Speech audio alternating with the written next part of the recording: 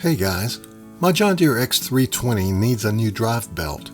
Technically it needed one last year, but I managed to limp it through the mowing season without it breaking. Stick with me and I'll show you in detail how it's done. Let's get after it.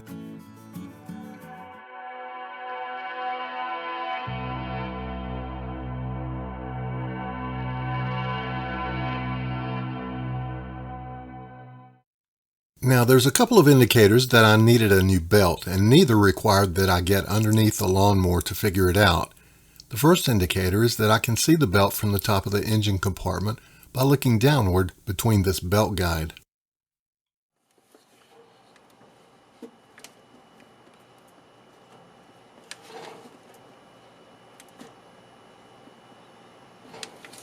I have never changed out this drive belt on this machine, even given the fact that it has over 919 service hours on it. The other indicator was that at this PTO pulley location, when I would be mowing and turn off the machine and then press the brake to restart, the belt would fall off the PTO pulley by itself, indicating how stretched and worn it was. So let's push the mower inside and get started by first pulling out the transmission disengage lever so that the mower can freewheel.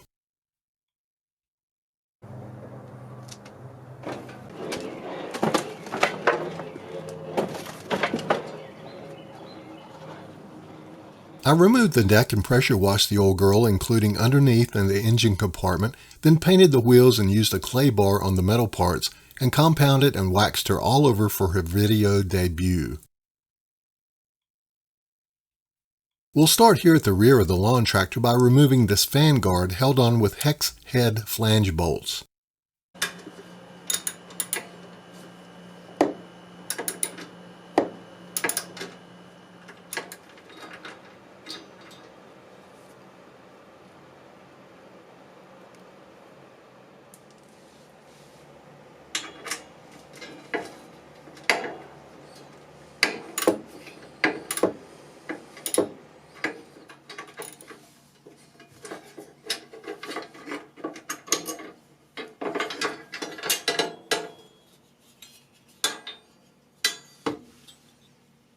I'll remove the hood for video clarity by unplugging this headlight connector. I plan on lifting the front end of the mower off the ground, and removal of the hood will prevent damage to the fragile plastic parts from the chain hoist.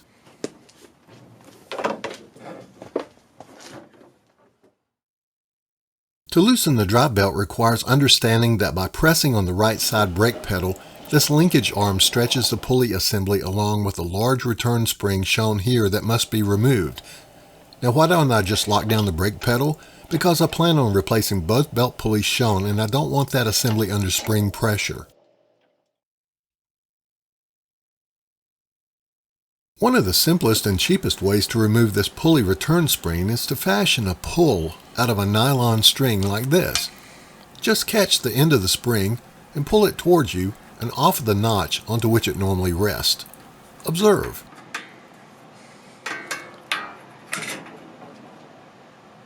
When the time comes, reapply the spring in the same manner. Now if you want to go fancy, you can order a spring puller like this one made for ATVs and motorcycles. I'll post a link underneath this video in case you like the way this works.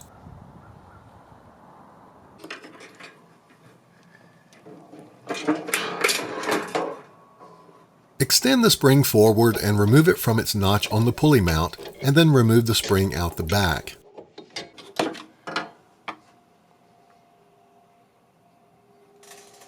Now the pulleys and mount are totally without pressure and of no danger to cause injury by removal.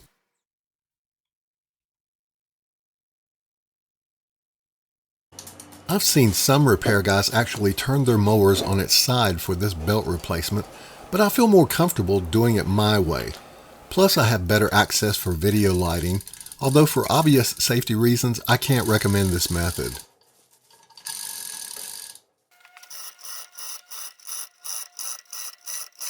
If you do decide to go this route, make sure your gas cap is on tight, and I used an awl to plug the vent hole in the cap to prevent overflowing gasoline, and then place the shop rag underneath the gas tank in case of leakage.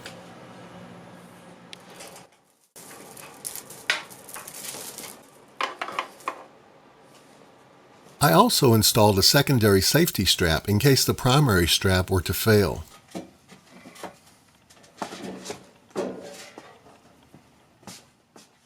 And now, underneath from top to bottom, let's survey some points of interest. Here is the electric clutch, the sector steering gear, the two midline drive belt pulleys, and the transmission fan with its pulley underneath. Back up at the electric clutch, we can see the bottom of the belt guide shown earlier. To officially begin the belt removal, it's obvious this belt guide will need to come off. It looks pretty simple, like some low-hanging fruit, so let's remove it first. Pay attention to which of the three holes is used by the guide arm on the right for when it's time to reassemble.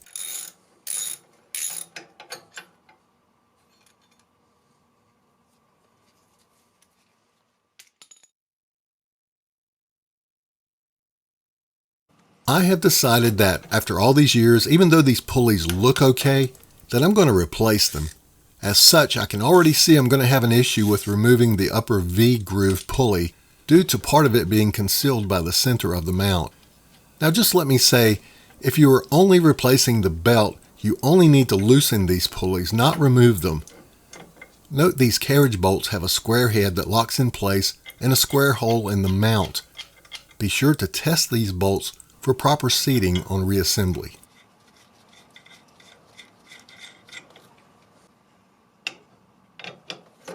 This upper pulley bolt was much tougher to break loose.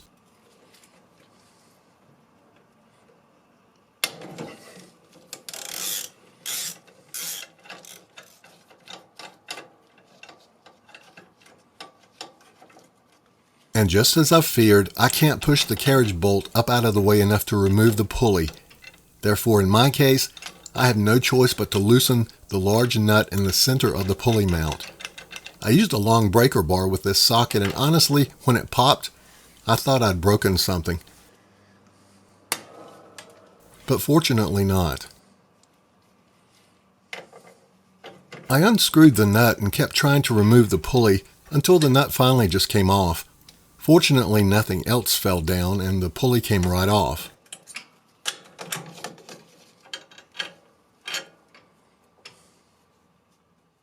Shown on the right is the bag containing the new flat pulley, and here the part number. This is the part number for the V-groove pulley. Turns out from the sound of it, it was a good thing I replaced them both.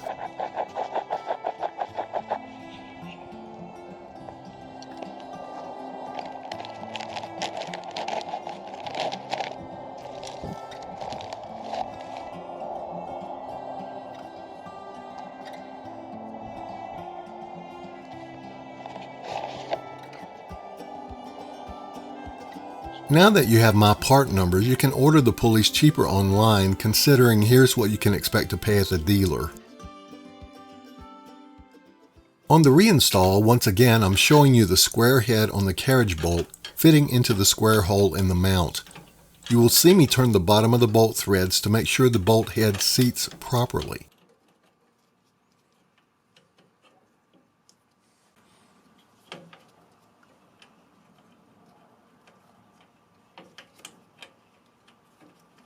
For now, I'm going to leave these nuts loose so I can slide the belt between each guide and pulley when the time comes. So, to reiterate, it's the V-groove pulley on top and the flat pulley on the bottom. I noticed with the pulley mount dropped down that there was a spring washer behind it, and since there will never be a better time to do it, I'm placing some anti-seize on that washer as well as the pulley mount shaft.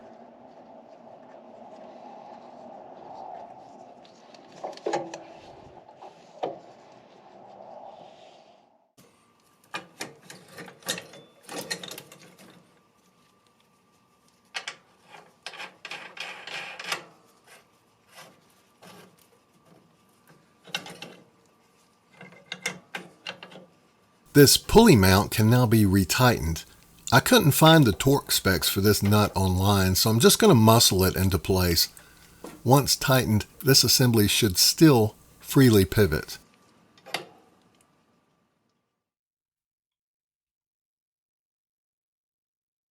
One other YouTuber declared that this job could be performed without removing the electric clutch. I should have known better given how difficult it is at this point to just remove the old belt. After all, the old belt is cracked all the way around, and as such is at least 1.5 inches longer than the new one. If I'm having this much difficulty removing the old one, what chance do I have of fitting on the new one without clutch removal?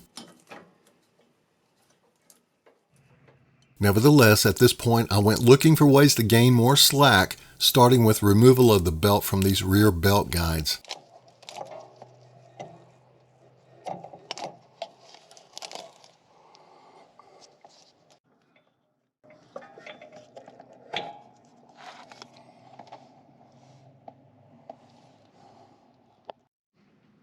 I even dropped the old belt off the left of the rear pulley and gained a bit of slack there, but the belt is jammed and too tight against the transmission to gain any extra slack on the right side.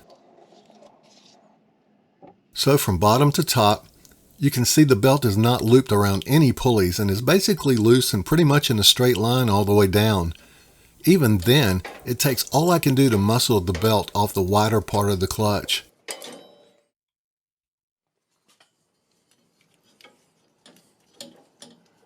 Having been successful in that part, however, it's still a struggle to remove the old belt from around this bottom deck drive pulley.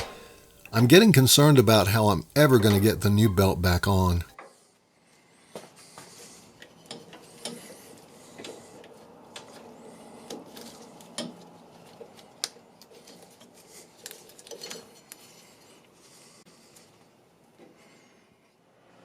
First things first, I don't want to have to mess around with removing this sector gear with its huge nut, so I'm going to instead remove these steering drag link nuts, then loop the old belt off of each side.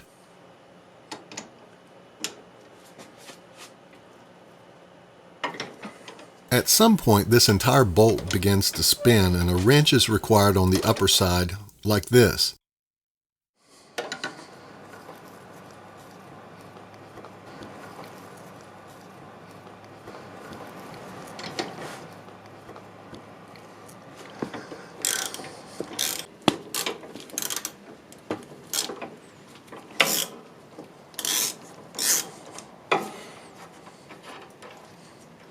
I can't lift off this drag link in this position because it's hitting the frame. Turn the steering wheel until the end of the drag link is clear of the frame, then lift it off the sector gear arm.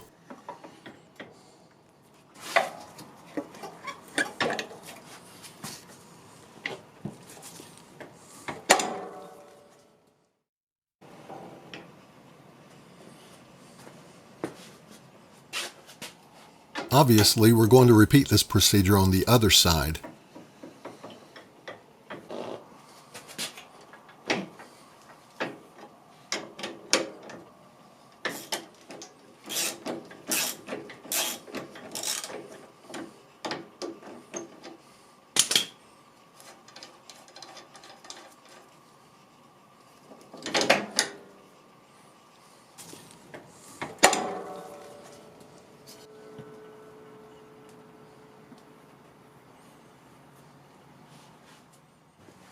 The old belt is looped around the sector gear arms.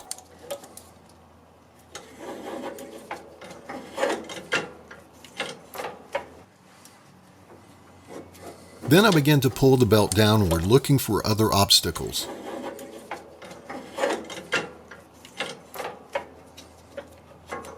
I soon find one here on the left side.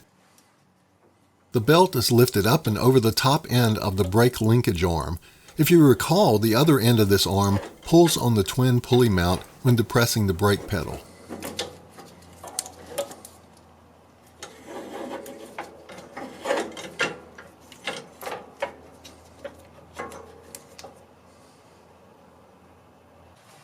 Finally, it's a matter of removing the belt from the rear pulley.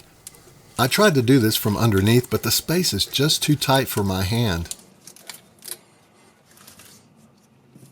No matter, I just went around and from the back side removed the belt off the fan pulley and carefully looped it up over the top of the plastic fan.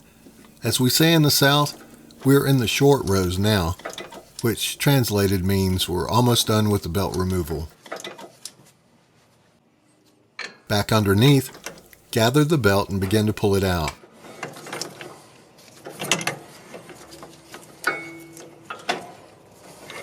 There is one last obstacle in the form of this brake linkage arm and clip.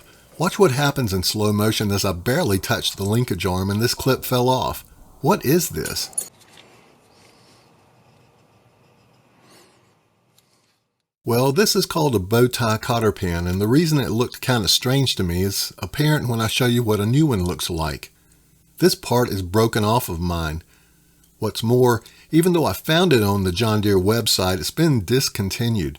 No matter, I have ideas for a replacement when the time comes. Once the arm was dropped down, I also discovered there is a washer on the top side. Here.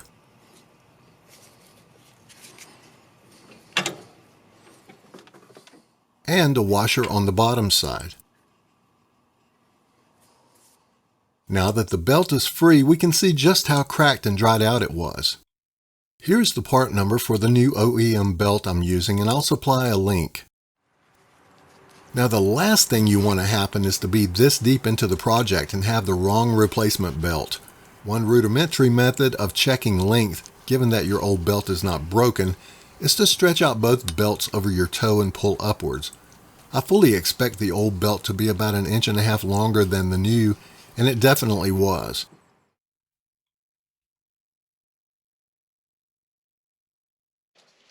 I'll begin the new belt install by looping it around both sector gear arms.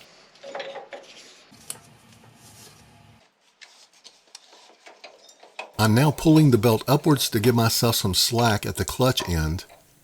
I'm going to need all I can get. Now I'm looping the belt over this bar and linkage arm shown earlier.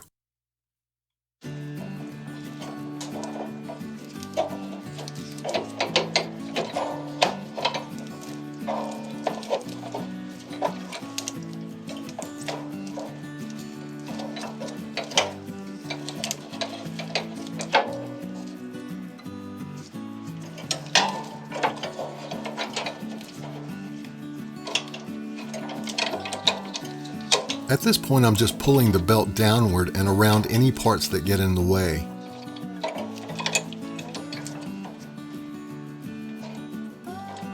Taking up some slack. And once again, I go behind and loop the belt over the plastic fan and all the way over the pulley and leave it loose at the base. Even though I decided to route the new belt inside the two central pulley guides, this assembly should not sacrifice any of the slack I need up top, since both pulleys are in a straight line and totally vertical.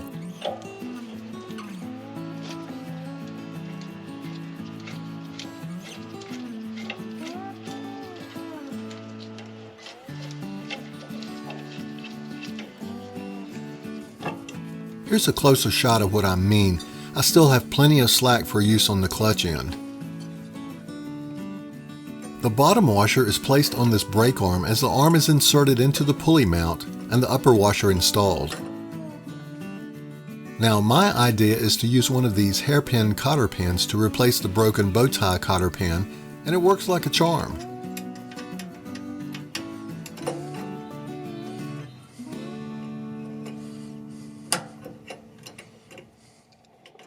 I reinstalled this guide, which once again will not cause me to sacrifice any belt slack I need at the clutch end.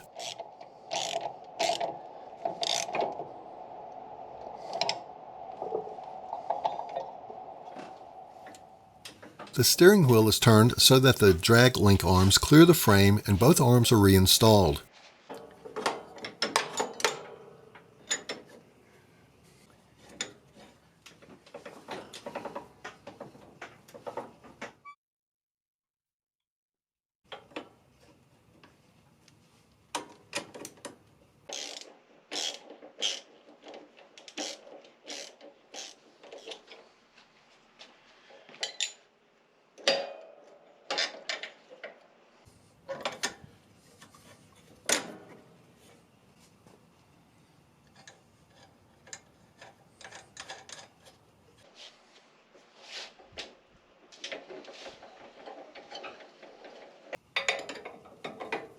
There was no evidence of thread lock used and no torque specs were provided, so I just snugged down the nuts.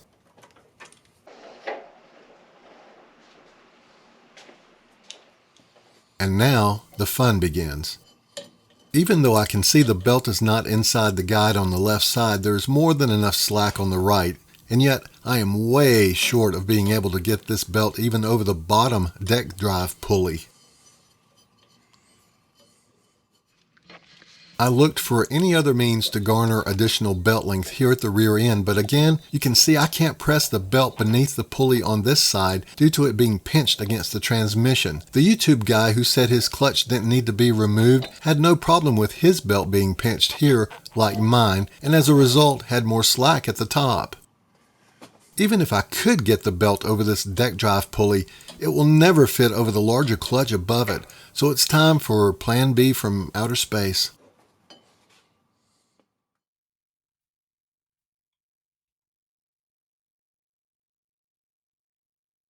For safety's sake, I'm going to pull the plug wires. If the mower were on the ground, I'd remove the negative battery cable. The reason for the safety measures deals with the fact that at some point during the clutch removal, we'll be turning the engine drive shaft. Now, if you have an impact wrench, you may wish to remove this bolt with it, but definitely tighten it back by hand. I've braced the end of the adjustable wrench against the drag link. I really didn't want to have to remove this clutch given my history and knowledge of how difficult some clutches are to remove. As it turns out, this one will be no different. I don't wish to dissuade you from performing this job, just be aware of the things that could happen. As it will turn out, removing this clutch will be fortuitous for me, so stick around and see why. Trace the wires from the electric clutch up into the engine compartment and disconnect the harness. Do this now so that when the clutch is loose, you won't have to fumble around with one hand while balancing the 13-pound clutch in the other. Having never removed the clutch on this model, I didn't realize this step was unnecessary. Nevertheless, I proceeded to remove this clutch stop pin. This pin is routed up into the frame to prevent the entire clutch from turning round when engaged and yanking the wires loose. At some point, you'll begin to see this pin start to spin in place as I attempt to remove it. I didn't realize that if I just pressed the shoulder of that pin back down onto the clutch frame, it would lock it in place and I could finish removing the nut. As it is, I'm just holding the body of the pin with some slip-jawed pliers to get the nut off.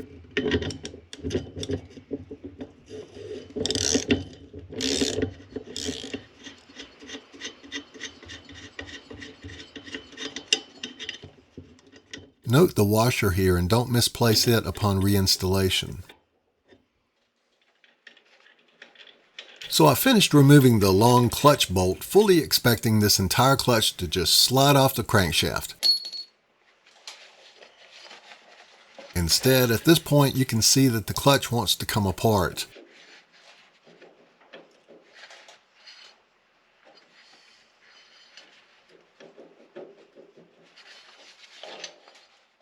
I don't really like using a pry bar because it can bend the flanges on the pulley above it. Let's see if we can get this rectangular hub to move.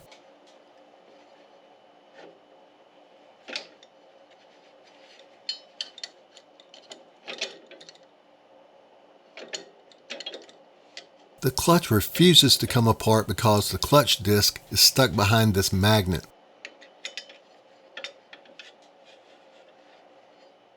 Note how turning the hub turns the entire crankshaft.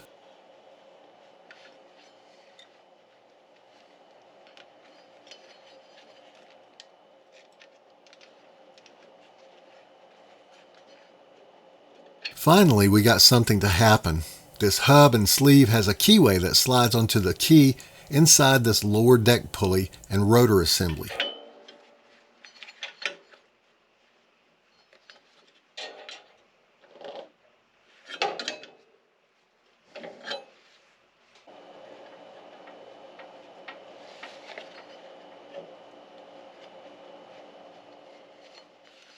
We're now able to get the clutch to separate into three parts. This deck pulley and rotor comes off first.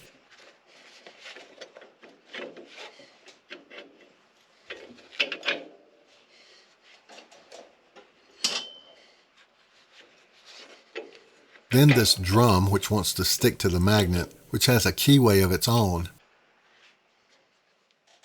And what's left is this coil assembly, and it will not budge.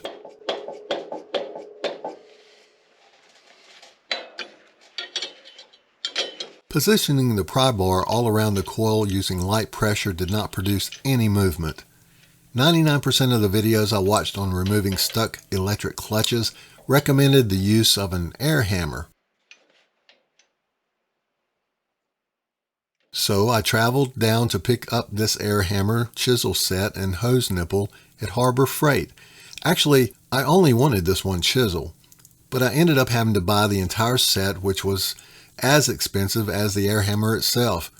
Regardless, I'll use all these chisels someday. After spraying some penetrating oil on the top side of the pulley, I began hammering the metal center ring of the coil assembly. Application of the penetrating oil was repeated several times. Here I'm gently prying downward while tapping on the center ring. And lo and behold, look at this. Houston, we have movement. Now watch as the clutch stop pin falls out.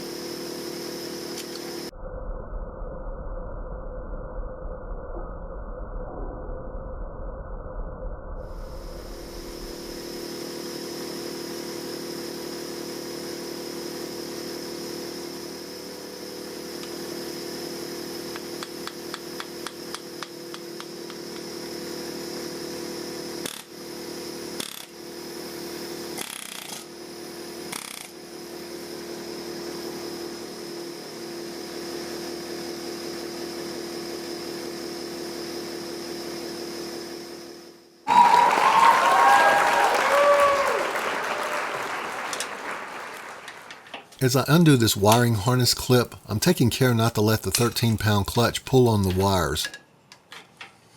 Finally, all parts of the electric clutch have been removed. All that's left is this PTO drive belt pulley, and notice how easily it slides off. Too bad the rest of the clutch couldn't have come off that easily. Determined that this clutch is going back on the lawn tractor with much more ease than it came off, I'm using my Dremel with a wire brush to polish any surfaces on all the parts that touch the drive shaft. Sometimes things happen for a reason, and I just found out how fortuitous it was that this clutch came apart, as this bearing is bad. If things hadn't happened as they did, I would never have known. By the way, do yourself a favor and wear protective gloves, especially when handling the drum with its metal shavings.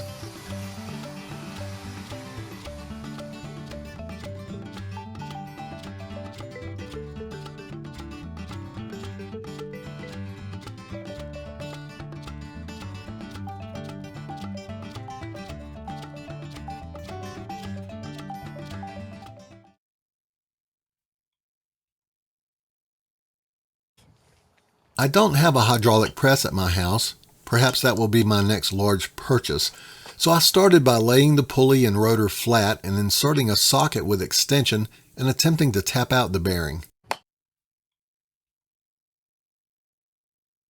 Even if I were doing this correctly, it's not a good idea to put undue strain on the bottom of that pulley flange and perhaps bend it. But then I saw this. It's a metal ring that acts as a bearing stop. This must first be removed from its groove. Observe.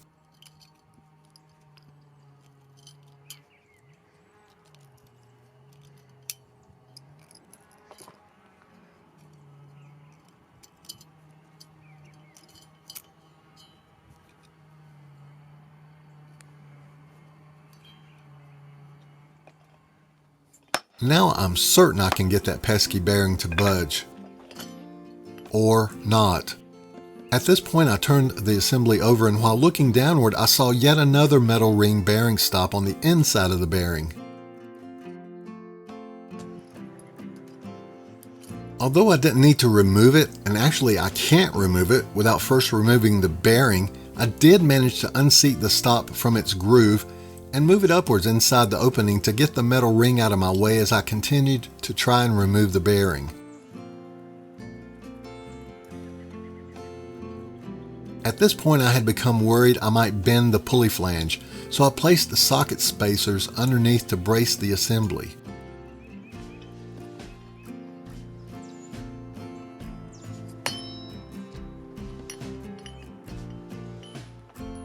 The socket I'm using in the center is perfectly positioned around the bearing.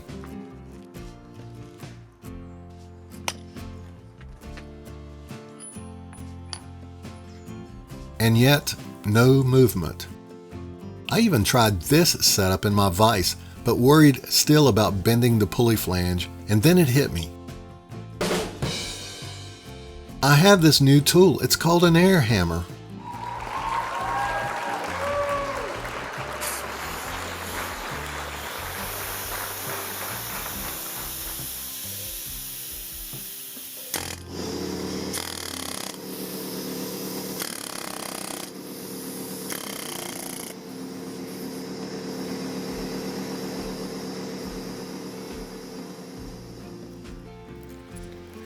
With the bearing removed, there is no longer a need to have this inner metal stop ring pressed up out of the way, so let's slide it back down into its groove. In fact, this will be necessary as a stop to prevent the new bearing from being driven up too far inside.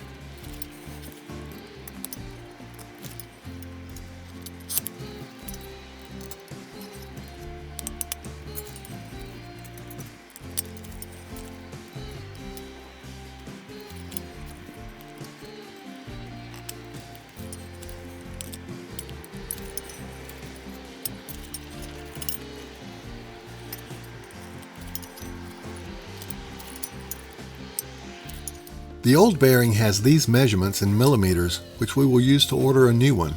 Again, I will post the link to it.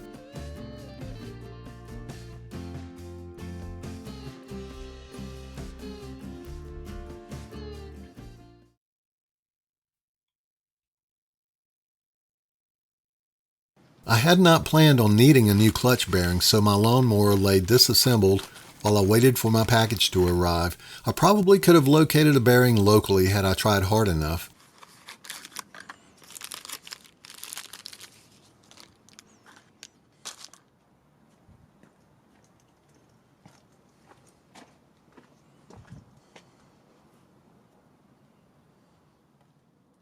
Until the bearing was removed, I couldn't polish this inside part of the deck pulley and rotor assembly.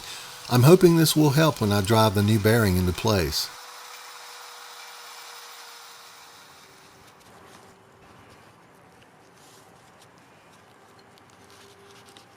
Perhaps a bit of wax as well. Placing the bearing square inside the opening shows me exactly what to expect before I drive the bearing into place. I'm hoping a thin film of oil will help.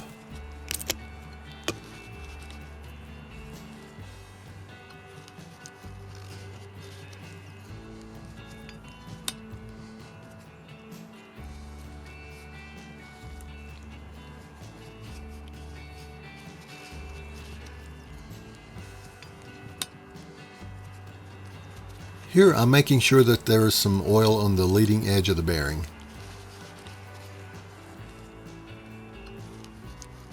Well, the time has come to drive the bearing into place and my fingers are crossed.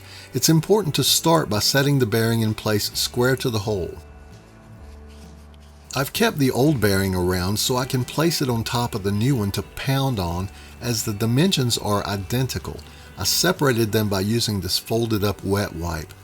Notice on occasion I sneak a peek underneath to make sure the bearings are directly on top of each other.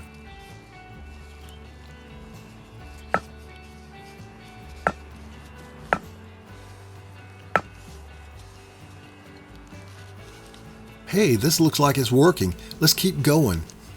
Maybe some thicker gloves would have been smarter.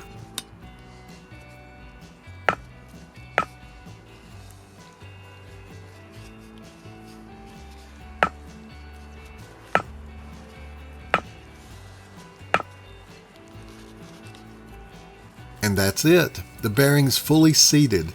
If we turn over the assembly and look in from the back side, we can see the bearing is also seated all the way around against the inner bearing stop.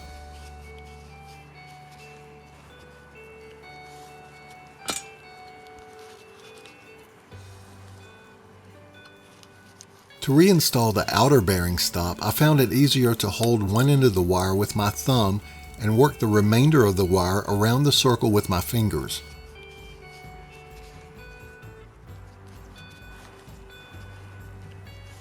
I'll speed up the action slightly here.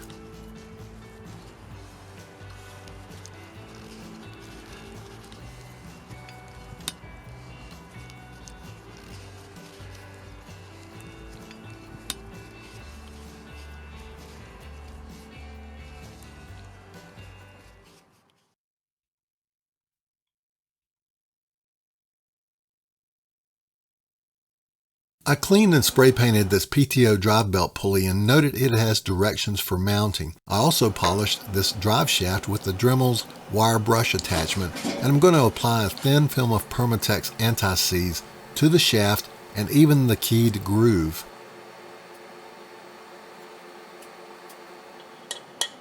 And now with the drive belt installed, this pulley couldn't slide on any easier.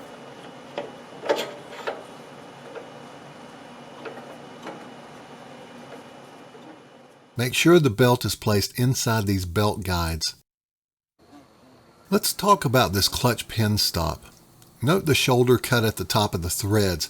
Had I seen this earlier, I would have known to press this shoulder down into the cutout in the clutch body, and that would have prevented the entire pin from spinning as I loosened the nut. Well, no matter. At this point, we can actually reattach this pin with its washer and nut before mounting the clutch back onto the drive shaft. As I said earlier, it turns out this pin stop didn't even need to be removed at all. When we dropped down the clutch, this pin would have just dropped down with it, since nothing was holding the far end of the pin stop inside the hole in the chassis.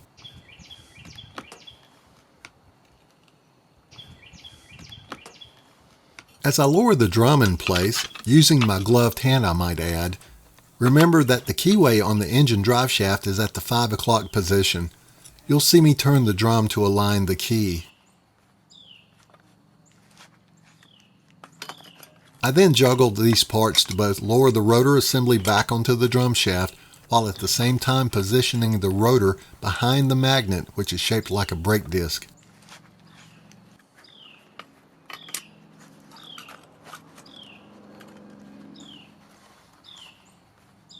Since I have no assistant to help hold this clutch in place while I attach the electrical wiring harness, I'm engineering this second set of hands.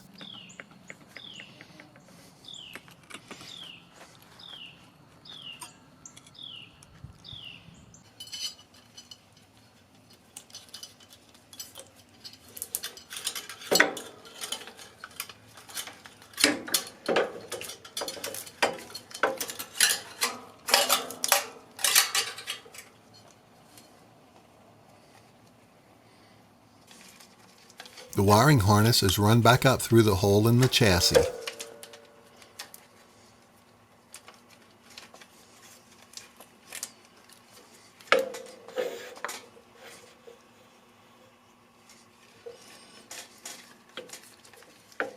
And the wiring bundle re-clipped carefully, noting that no part of this should touch the drive belt for what I hope are obvious reasons. Grabbing the wiring harness at the top of the chassis, it is reattached to its receptacle.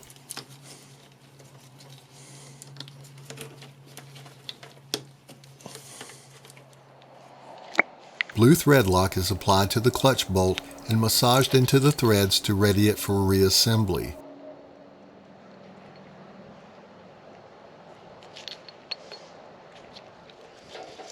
When I lifted the clutch onto the drive shaft, followed by inserting the hub and sleeve and the long nut with thread lock, I noticed the anti-rotation clutch pin had not yet hit the hole in the chassis. This was no problem as I had not yet tightened the clutch bolt. I rotated the clutch till the pin hit the hole, and now I'm able to press the clutch up even further onto the drive shaft.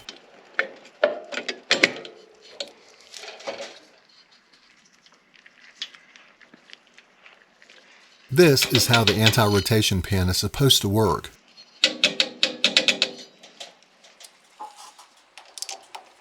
I can now begin tightening the clutch bolt with just the socket and ratchet until the whole drive shaft begins to turn.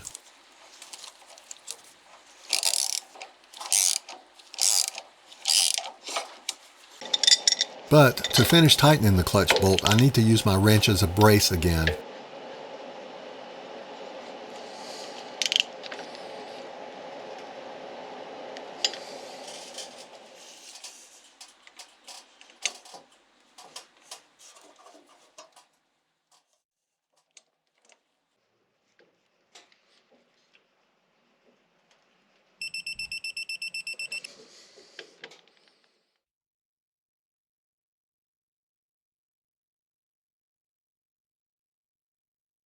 So at the front, the drive belt is looped around the PTO pulley at the clutch and inside the belt guides.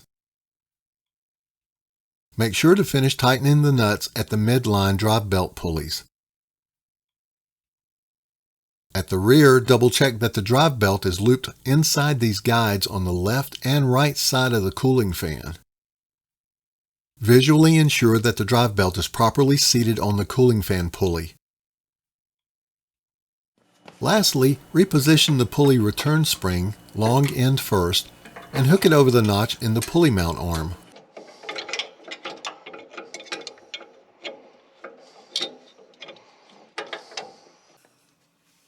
Use whatever method you desire to pick up the end of the spring and safely stretch and rehook it over the rear spring notch, like this.